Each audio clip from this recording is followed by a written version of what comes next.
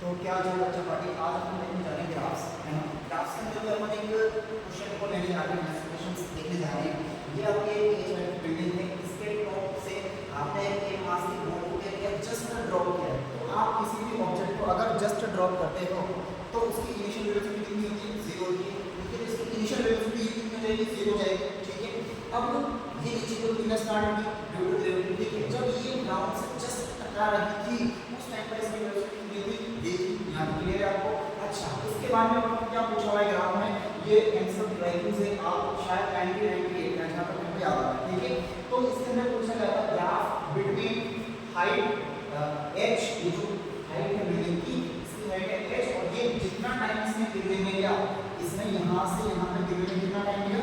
t time लिया। तो इन दोनों क्वांटिटीज के बीच में ग्राफ किस शेप का बनेगा ये आपको बताना है। स्ट्रेट लाइन बनेगा, सर्किल बनेगा, पैराबोला बनेगा, हाइपरबोला बनेगा, वगैरह वगैरह, तो ये आपको बताना है।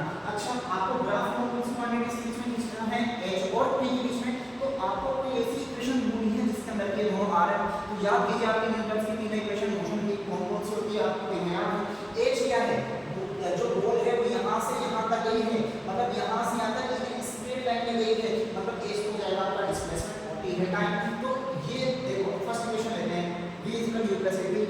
फर्स्ट इक्वेशन में टाइम आना है, ये वाला थर्ड में क्या होती है? v = u² + 2s, है ना, ये होती है। तो s जो है थर्ड इक्वेशन में वो क्या होता है? डिस्प्लेसमेंट, मतलब थर्ड इक्वेशन में डिस्प्लेसमेंट भी आ रहा है, मतलब टाइम नहीं आ रहा। सेकंड इक्वेशन के अंदर ये दोनों आ रहे हैं, तो आपको सेकंड इक्वेशन लेनी पड़ेगी। तो लेते हैं सेकंड इक्वेशन होगी आपकी, तो ये होगी अभी आपने, है ना।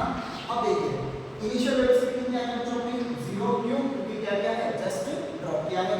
s होता है, s डिस्प्लेसमेंट नहीं होता है, इन इक्वेशंस में क्या होता है? सॉरी, डिस्टेंस नहीं होता है, वो होता है डिस्प्लेसमेंट, ठीक है। तो डिस्प्लेसमेंट क्या है? ये इनिशियल पोजीशन है, क्योंकि यहां से स्टार्ट हुआ है तो यहां तक पहुंचा है, तो ये क्या है? Final position.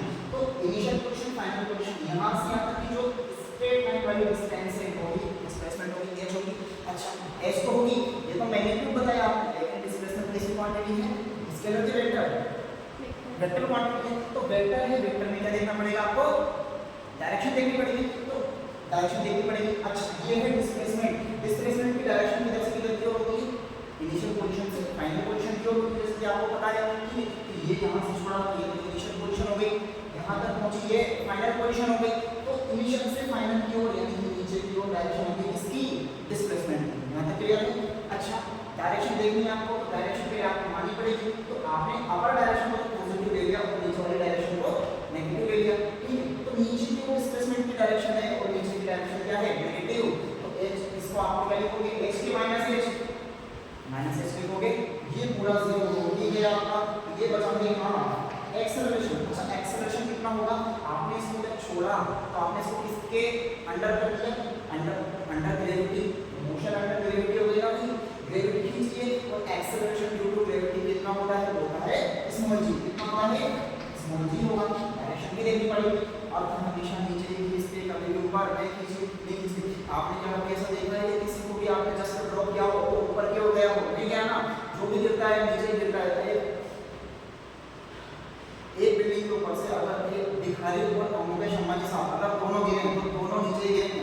ऐसा नहीं होगा कि मुकेश अंबानी साहब ऊपर गिरेंगे। अर्थ की जो ग्रेविटी है वो सबके लिए क्या करती है? सेम ही काम करती है, तो वो भी नीचे की ओर ही गिरेंगे। तो उनके लिए भी एक्सेलरेशन क्या है? नीचे की ओर, और नीचे की डायरेक्शन क्या है? नेगेटिव, यानी एक्सेलरेशन की रेट क्या है? माइनस की है।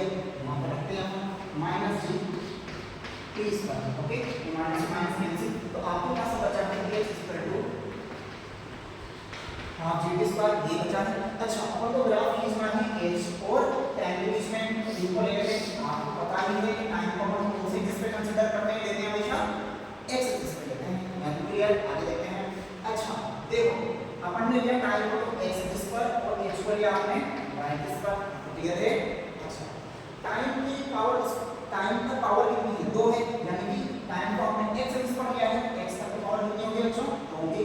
h पर पावर कितनी है? 1 है, तो y पर भी पावर कितनी होगी? 1 होगी। अच्छा, याद करो, अपने अपन को सारे इक्वेशंस याद होने चाहिए, हर एक ज्योमेट्री की, straight line, parabola, hyperbola, circle, ellipse वगैरह वगैरह। तो ऐसी कौन सी शेप होती है जिसमें किसी एक क्वांटिटी का पावर 1 और दूसरे क्वांटिटी का पावर 2 हो और दोनों इक्वल टू के इधर उधर हो? तो वो शेप कौन सी होती है?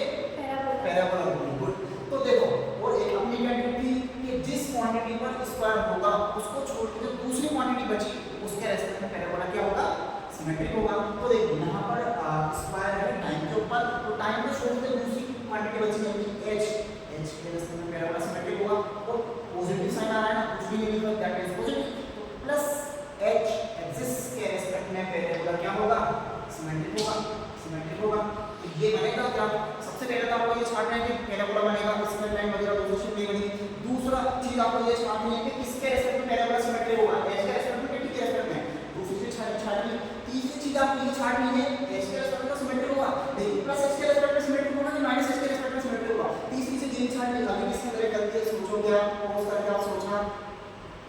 देखो इधर वाला जो ग्राफ है ये यहाँ से लेकर के यहाँ तक का ग्राफ है, ये माइनस t एक्सिस पर बना हुआ है और माइनस t जैसी एक्सिस कोई माइनस t एग्जिस्ट नहीं करता, टाइम नेगेटिव में एग्जिस्ट नहीं करता। दैट मींस यहाँ से यहाँ तक का जो ये ग्राफ बना हुआ है ये गलत बना हुआ है, इसको आप हटा दोगे तो फाइनली क्योंकि टाइम हमेशा पॉजिटिव होगा ना, इसलिए ये वाला पार्ट हट जाएगा और सिर्फ आपका ये वाला पार्ट ही बचेगा। So that was the right answer.